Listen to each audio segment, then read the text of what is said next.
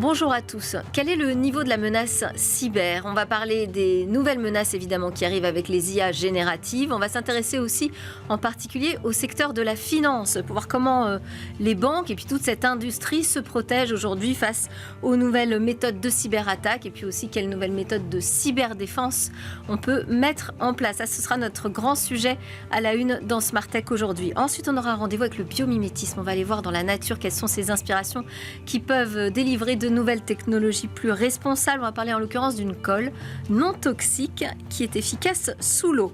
Mais d'abord, sevrage tabagique, un médicament numérique. C'est tout de suite 3 questions à dans Smart Tech. Je reçois aujourd'hui une start-up qui a annoncé une levée de fonds de 1 million d'euros. Un fonds qui va servir à délivrer un médicament numérique aidant au sevrage tabagique. Bonjour Didier Ada. Bonjour à vous. Merci beaucoup d'être notre invité. Vous êtes le cofondateur de Clava, qui est spécialisé dans le développement de solutions numériques innovantes en matière de santé. Et en particulier, vous vous attaquez aux problèmes d'addiction, des addictions délétères partout dans le monde. Est-ce que vous estimez que les traitements médicamenteux actuels ne sont pas efficaces pour le sevrage tabagique? Alors d'abord, si vous regardez les traitements qui existent actuellement, il y a assez peu de traitements. Vous avez en pharmacie habituellement le patch, vous avez la gomme, vous avez le spray. Il y a eu quelques tentatives d'antidépresseurs comme le Champix, mais qui ont malheureusement été arrêtés parce qu'ils créaient des effets nocifs plus importants que l'arrêt du tabac. Et il n'y a pas d'autres traitements aujourd'hui. Et c'est ainsi qu'on a créé une solution. Qu'est-ce que ça représente aujourd'hui, les addictions? Parce que c'est votre marché, j'imagine que vous le connaissez bien. Oui, tout à fait. Les addictions dans le monde. Alors, il y a, pour donner ne serait-ce que l'exemple du tabac, vous avez 1 milliard de fumeurs dans le monde. Ouais. En France, nous en avons 15 millions. Alors, on a à peu près 10 millions, je crois, pour ce qui concerne les addictions à l'alcool. Et puis, il y a toutes les autres addictions, comme les opioïdes, les drogues dures. Et puis, il y en a d'autres qui peuvent être d'ailleurs les écrans, qui sont considérés aujourd'hui comme des addictions. Et puis, enfin, il en existe une derrière. Pour l'instant, on n'en meurt pas quand même. Pour l'instant, on n'a pas encore démontré un trouble de danger vis-à-vis des écrans. Et encore qu'il y a des études qui seront menées, justement, au sein du CHU qui fait notre propre étude. Et puis vous avez l'addiction au sucre aussi également, qu'on ne parle pas non plus. On se délecte devant une tablette de chocolat, mais les conséquences sont parfois désastreuses, avec le diabète et le cancer. Alors dites-nous ce que c'est un médicament numérique. Comment ça fonctionne? Comment fonctionne le vôtre? Alors on a une première solution numérique digitale. Ça fonctionne tout simplement sur votre smartphone. Et en fait, tout est basé sur des approches cognitives et comportementales. C'est-à-dire qu'en fait, vous allez avoir un compagnon digital sur votre smartphone. Tout le monde a un smartphone aujourd'hui. Et on va vous aider dans une démarche à modifier votre comportement. Alors, ce que connaissent bien, par exemple, les fumeurs, c'est le craving. Vous savez, une envie irrépressible de vouloir consommer une cigarette à un moment spécifique. Oui. L'une des fonctionnalités, une des briques développées par l'application, c'est de vous détourner de cette attention. Et 3 minutes suffiront à vous faire passer cette envie. Ça, c'est une des briques. Je pourrais en citer d'autres. Mais vous retrouvez dans cette même application... Ça a nécessité de la recherche, un appel à des technologies spécifiques? Alors, effectivement, ça nécessite plusieurs compétences. La première, elle est purement médicale, puisqu'on travaille avec des médecins, des psychologues, des addictologues, et notamment en collaboration avec le CHU Paul Brousse, avec le professeur Amine Benyamina, qui nous souffle, j'ai envie de dire, les solutions qui fonctionnent en milieu hospitalier. Mais également des compétences purement techniques, puisqu'on utilise des algorithmes d'intelligence artificielle, puisque vous allez avoir des traitements totalement personnalisés. Tout simplement, elle vient personnaliser votre traitement. C'est-à-dire que si vous allez être questionné par l'application, de temps en temps, vous recevez des notifications qui vont vous dire comment vous vous sentez et pourquoi vous vous sentez comme ça. Et en fonction des réponses que vous donnez, vous allez avoir une thérapie qui est totalement personnalisée. Une femme enceinte n'aura pas le même traitement numérique qu'une personne qui se sera disputée avec son employeur, par exemple. Donc c'est comme ça que l'IA traite l'information. Ce sont de la data qui sont... Alors, je vous demande je vous demande ce que c'est un médicament numérique. En fait, c'est pour vous demander la différence entre un coach de bien-être, on va dire, santé, et ce que vous appelez un médicament. Ça veut dire quoi? C'est vraiment un dispositif médical? On peut se faire rembourser ce dispositif par la sécurité sociale, par exemple? Alors, effectivement, vous avez énormément d'applications aujourd'hui que vous pouvez télécharger sur les stores et qui sont qualifiées d'applications bien-être. Et pour être un dispositif médical numérique comme le nôtre, il faut passer les mêmes barrières que tous les médicaments. C'est-à-dire qu'il faut d'abord être dispositif marqué CE, c'est une première brique. La deuxième, c'est d'avoir des études cliniques qui valident le bon fonctionnement de l'application. C'est-à-dire le bon fonctionnement du traitement. Et donc, quand vous faites une étude en milieu hospitalier, vous faites une étude double aveugle avec 2 populations et on teste en fonction de ceux qui ont l'application, de ceux qui ne l'ont pas. Et si vous arrivez à démontrer que ceux qui ont l'application ont obtenu une diminution de leur consommation, voire un arrêt total, vous arrivez à démontrer le bon fonctionnement. Et c'est ça justement un médicament numérique. Et c'est le cas aujourd'hui ? C'est notre cas, puisqu'on a déjà passé un certain nombre d'étapes, c'est-à-dire que nous sommes en cours de marquage CE, c'est pratiquement terminé. Et puis nous avons une étude clinique qui est menée au sein du centre hospitalier Paul Brousse, qui justement, on a les premiers résultats cliniques qui vont apparaître, et puis cette étude va se terminer, et vous avez une réglementation qui est sortie l'année dernière, qui est le dispositif PECAN. Les pouvoirs publics ont compris que ce type de dispositif avait une efficacité. On est en retard par rapport à l'Allemagne. L'Allemagne a déjà développé des dispositifs qui s'appellent le dispositif DIGA, mais en France, nous avons le programme PECAN. D'accord. Et sur ma question sur le remboursement... Eh bien justement, voilà, c'est ça justement le programme PECAN, c'est ça que ça veut dire. Ça veut dire que les autorités ont décidé, si vous répondez à ces critères, d'être remboursés à 100% par l'assurance maladie. D'accord. Et le dispositif s'appelle comment ? Parce que j'ai cité le nom de la start-up Clava. Alors c'est Quitoxil, QUI, Quitoxil, comme c'est le nom d'un médicament, Quitoxil. Voilà. Merci beaucoup Didier Haddad, donc cofondateur de Clava. On va suivre de près ce nouveau médicament en espérant moi que je ne rechute pas surtout. Allez, c'est l'heure de s'intéresser à ces nouvelles menaces cyber, des menaces cyber qui pèsent sur l'ensemble des secteurs, mais aussi sur le secteur de la finance. Les risques cyber à la une de Smartech aujourd'hui avec mes invités Maxime Cartan, expert du renseignement sur les cybermenaces. Vous avez officié comme tel au centre opérationnel de l'ANSSI, l'Agence nationale de sécurité des systèmes d'information. Vous êtes l'actuel président cofondateur de Citali, d'une start-up spécialisée en quantification financière des risques cyber. Alors ça nous intéresse beaucoup de savoir comment on peut les quantifier justement. Avec vous, autour de la table, Olivier Pantaléo, président cofondateur d'Almonde. Vous êtes un acteur français de l'audit, du conseil, mais aussi du service, d'intégration de services managés en cybersécurité, cloud et infrastructure. Et puis, on a convié le consultant du jour, Olivier Hérisson. Bonjour. Bonjour. Expert de la cybersécurité avec une spécialisation sur la résilience et la compréhension des menaces cyber pour le cabinet OnePoint. Bienvenue à tous les trois. Je voulais qu'on commence donc ensemble, Olivier, juste pour avoir un état des lieux de la menace cyber. Très bien. Déjà, merci pour l'invitation. Je suis ravi d'être ici. 2023, ce qu'on a constaté sur la rétrospective, c'est qu'on a une forte augmentation, à peu près plus de 40% des attaques dites ransomware. On voit que ces attaques en fait ont été dévastatrices un petit peu partout dans le monde et que les attaques ont rapporté un peu plus d'1,1 milliard d'euros aux auteurs de ces ransomware parce que les victimes ont très souvent payé la rançon. Donc ça, c'est au niveau mondial, donc beaucoup d'augmentation de ransomware. Au niveau de la France, on voit aussi que le secteur public a été très touché. Justement, l'ANSSI a expliqué qu'on était sur une moyenne d'à peu près 10 attaques par mois sur les collectivités territoriales. Ensuite, en 2023, on voit aussi... Ça comprend les hôpitaux aussi ? Ça comprend les hôpitaux, les mairies, bien sûr. Et on voit aussi, forcément, le mot était sur toutes les lèvres en 2023, c'est l'intelligence artificielle. Et on commence à voir justement les premières attaques, les premières manipulations de l'IA à des fins malveillantes. Donc voilà, en résumé pour 2023. C'est un magnifique paysage. Oui. Bon, exactement. Plein de défis. Comment vous qualifieriez, vous, plus particulièrement, la menace cyber aujourd'hui qui pèse dans le secteur de la finance, qui peut peser sur les banques ? Oui. Alors, merci pour l'invitation. Pour rebondir sur ce que tu viens de dire, c'est aussi intéressant de noter que 2024, ça va être une année assez pleine en termes de menaces, puisqu'on a les JO à Paris et puis c'est une année d'élections aux États-Unis, ce qui est toujours assez mouvementé. Et donc, les élections européennes aussi. Exactement. Et donc, pour répondre directement à la question sur les banques et les finances, donc oui, on a sorti un rapport récemment. Pour rebondir, tu disais que c'était à peu près plus de 40% le nombre de rançongiciels, donc d'attaques par extorsion de ce type-là, dans le monde. Sur les banques et la finance, on voit que c'est plutôt plus de 65-70% par rapport à l'an dernier. Donc ça, c'est la croissance. Exact. Ouais. Donc on a un secteur qui est déjà de base extrêmement ciblé parce que vu comme très lucratif par les cybercriminels et intéressant aussi d'un point de vue renseignement par les États, qui est de plus en plus ciblé avec des attaques de plus en plus sophistiquées. On pourrait revenir, mais une convergence des techniques d'attaque entre les cybercriminels et les attaquants étatiques. Donc voilà, plus de sophistication, plus de ciblage, plus de menaces. Et alors, je me suis laissé dire qu'un RSSI dans une banque voyait passer à peu près 99% des mails étaient des mails de cyberattaquants, des mails de phishing. Oui, alors ça va en plus pas s'arranger, puisque tu mentionnais l'IA générative. Un des cas d'usage qu'on voit d'ores et déjà, c'est sur la partie phishing, hameçonnage, où bien sûr ça permet de passer à l'échelle et d'avoir des choses qui sont de meilleure qualité, et donc de faire du ciblé de masse, ce qui est un petit peu un nouveau paradigme par rapport à ce qu'on avait l'habitude de voir. Il ne faut pas oublier aussi que le secteur bancaire a cette caractéristique qu'il repose avant tout sur la confiance, et que la confiance, c'est une des choses qui peut être brisée suite à une cyberattaque.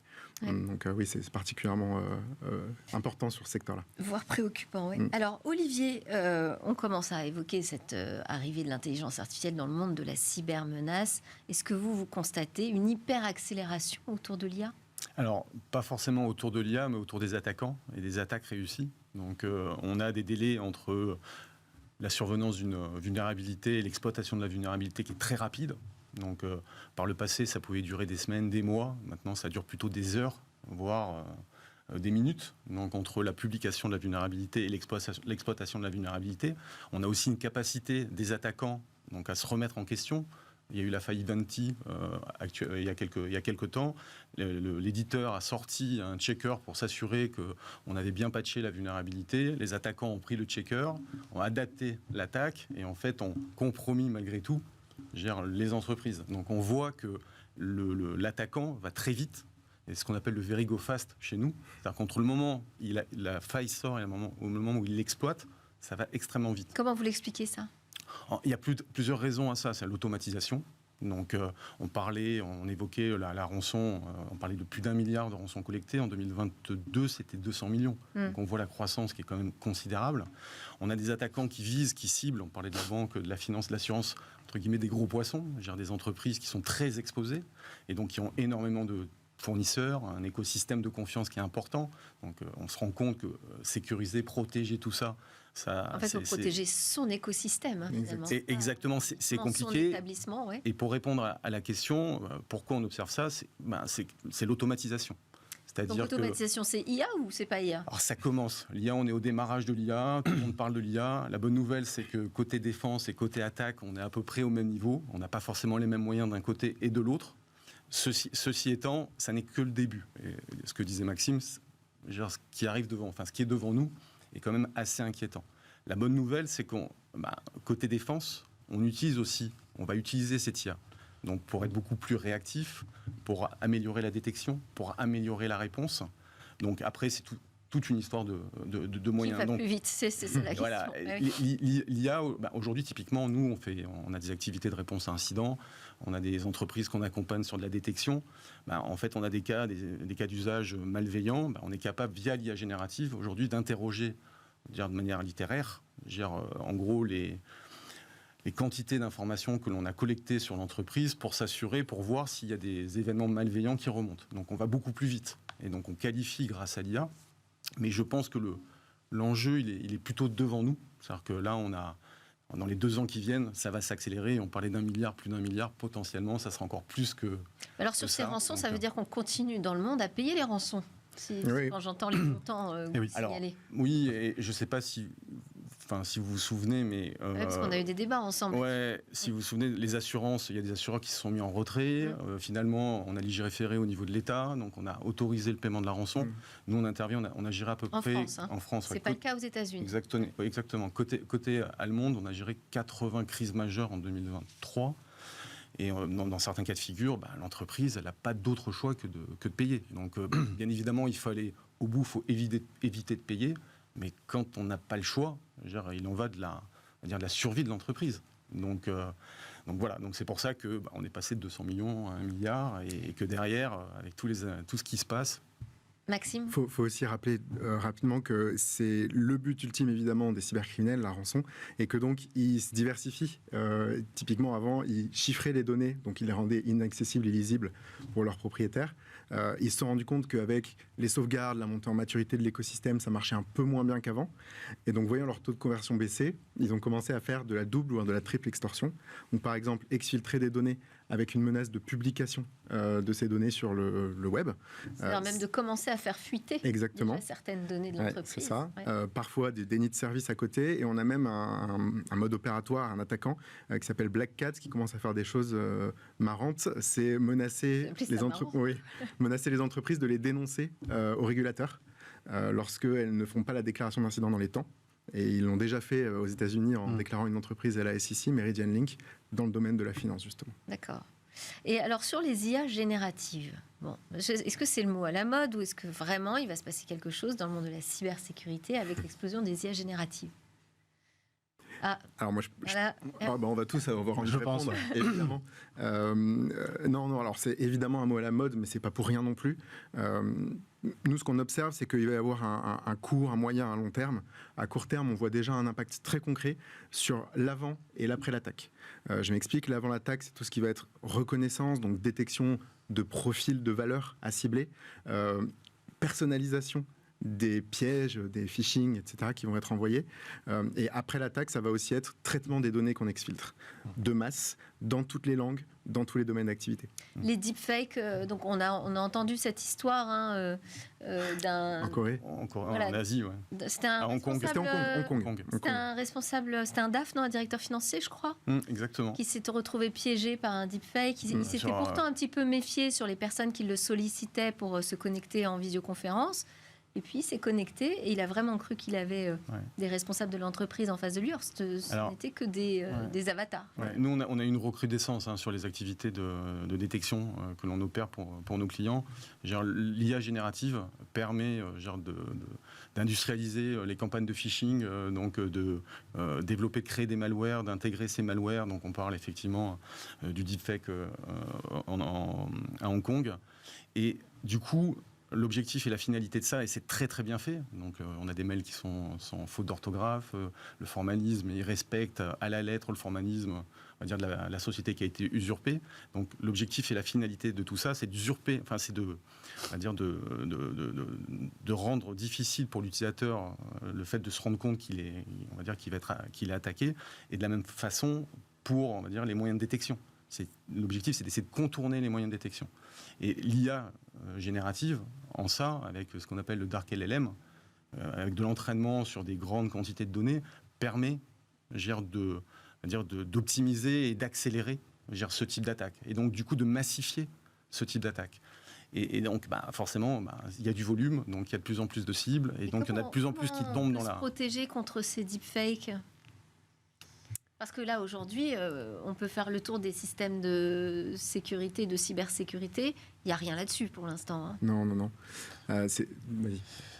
Bonne question, ça va pas être évident. Moi je pense que l'IA, là on a ouvert la boîte de Pandore et très rapidement il va falloir qu'on soit en capacité de développer notre propre esprit critique en fait. Et je pense que c'est là-dessus qu'il va falloir compter, c'est être en capacité de voir nous-mêmes, humains, voir une information, être capable de prendre du recul, de la comparer à d'autres pour être sûr que ce qu'on est en train de visionner, c'est la bonne information ou pas. Et je pense que finalement, l'IA, pour dire un petit peu de positif... Les responsables de sécurité de systèmes d'information apprennent à faire des deepfakes eux-mêmes pour s'apercevoir justement de ce que c'est, jusqu'où ça peut aller. Alors, en fait, aujourd'hui, il existe des solutions qui permettent de voir, en gros, si le mail, si l'information, si le deepfake est un fake ou pas. Donc, aujourd'hui, on peut construire des attaques basées sur de l'IA, et en fait, on construit des outils pour détecter. Et on utilise, nous, aujourd'hui aussi, sur l'IA générative, des outils pour détecter. Mais on est juste aux prémices. Détecter, en fait, un contenu produit par une intelligence artificielle. Exactement. Ouais. C'est-à-dire qu'en gros, on a la symétrie des deux côtés. Donc, les usages, que ce soit en attaque ou en défense, sont les mêmes. Donc, ça, c'est la bonne nouvelle pour les entreprises, pour les utilisateurs. Parce que le problème, il reste quand même entre l'écran et la chaise. Donc, c'est l'utilisateur. Et nous, ce qu'on observe, on n'en a pas parlé, au-delà de l'IA générative, c'est des utilisateurs dans les entreprises qui sont ciblés par les groupes d'attaquants parce qu'ils ont des difficultés financières, parce qu'ils doivent de l'argent. Donc, forcément, ce qu'on appelle les threat insiders, on leur donne de l'argent. En contrepartie, on prend, on va dire, leurs informations ou leurs credentials. Et en fait, on permet à l'attaquant de mettre un pied dans le système d'information.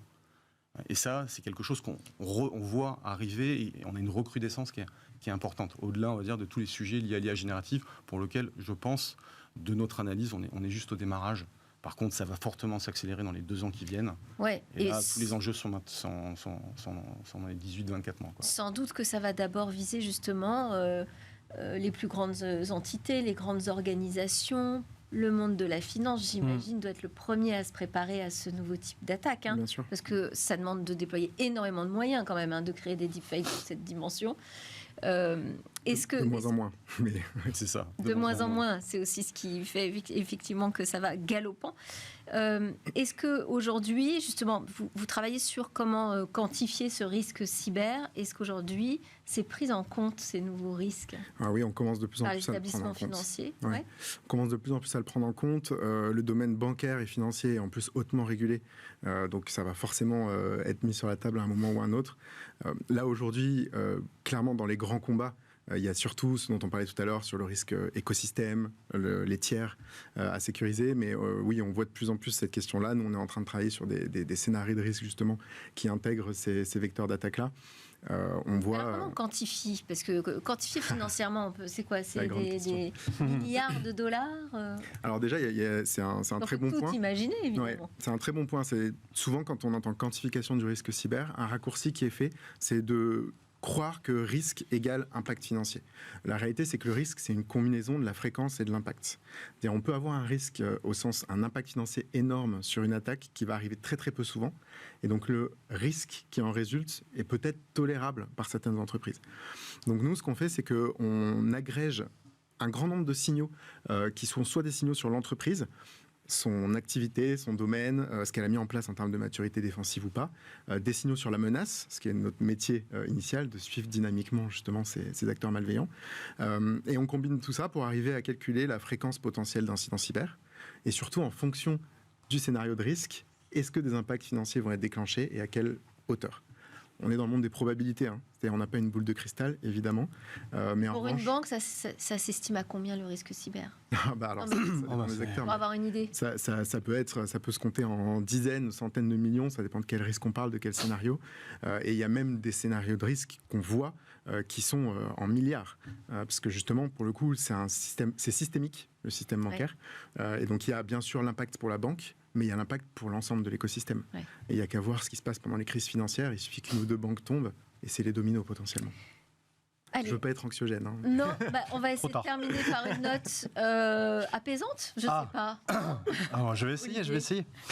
Non, mais du coup, ce que nous, on voit côté OnePoint aussi, parce qu'on a pas mal de clients qui sont déjà proactifs, bien sûr, sur le sujet de l'IA, vous en avez parlé, c'est qu'il y a une crainte, c'est que finalement, on a une criminalité organisée qui aujourd'hui avait un certain niveau en termes de capacité d'attaque, qui finalement va passer au cap supérieur et qui va se rapprocher tout doucement des capacités d'un service étatique. C'est-à-dire que grâce à l'IA, GEN notamment, les hackers vont être en capacité de trouver des vulnérabilités plus facilement, de les exploiter plus facilement, de les masquer plus facilement.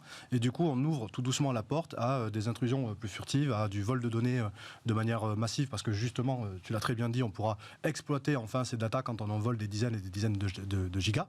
Donc, les banques sont déjà, de manière proactive, donc les banques sont dessus et commence déjà à travailler sur des scénarios pour anticiper, donc ça c'est très bien. Et puis le deuxième sujet va être la souveraineté aussi des IA qu'on va déposer dans ces systèmes. Il y a un vrai questionnement par rapport à ça, et les banques devront avoir de la résilience, participer à la résilience et avoir une stratégie. Il y a Dora qui arrive notamment, une stratégie pour être en capacité de garantir en fait les fondamentaux de la liberté en fait des données des gens et des clients au niveau bancaire. Voilà. Merci beaucoup Olivier Risson, expert en cybersécurité chez OnePoint. Merci également à Olivier Pantaléo, président cofondateur d'Allemande, et Maxime Cartan, fondateur de Citalid. On termine avec le biomimétisme.